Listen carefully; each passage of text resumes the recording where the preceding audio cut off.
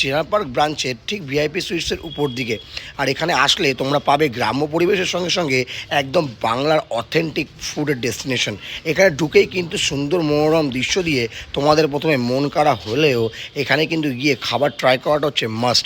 এখানে প্রায় 50 জনের সিটিং ক্যাপাসিটি নিয়ে গড়ে ওঠা এই রেস্টুরেন্টে তুমি পাবে অনলি বেঙ্গলি কিউজিন, সেটা হোক ঘটি বা বাঙাল, দুটো উভয়েরই।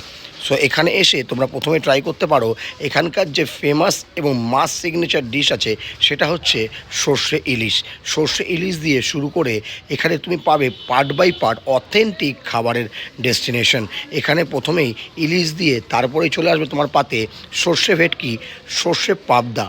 আর সর্ষে পাবদার কথাটা বলি, একদম পকেট ফ্রেন্ডলি এখানকার খাবার। এই যে চিংড়ি মালাইকারি, এটাও কিন্তু এখানে মাস্ট ট্রাইয়েবল। এই দোকানটা কিন্তু একদম যে জায়গাটা ডেস্টিনেশনে বললাম একবার ঘুরে আসতেই পারো। আর যদি কেউ অলরেডি গিয়ে থাকো অবশ্যই কমেন্ট করে জানাবে যে এখানে খাবারগুলো ঠিক